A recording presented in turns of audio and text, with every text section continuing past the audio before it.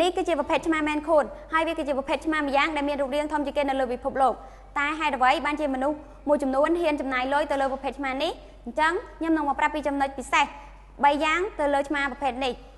ទី1គឺជាប្រភេទឆ្មាដែលផ្ដល់ចូលចិត្តផ្ដល់ក្តីស្រឡាញ់ទៅដល់ម្ចាស់ជាពិសេសនោះនៅពេលដែលយើងមានភាព stress មកពីកន្លែងការងារឬក៏មជ្ឈដ្ឋានខាងក្រៅគឺឆ្មាចូលចិត្តទៅលេងជាមួយយើងដើម្បីឲ្យយើងមានភាពសប្បាយរីករាយឡើងវិញហើយបាត់ភាព stress នោះទៅវិញទី2គឺជាប្រភេទឆ្មាដែលមានសណ្ដាប់ធ្នាប់អត់ចូលចិត្ត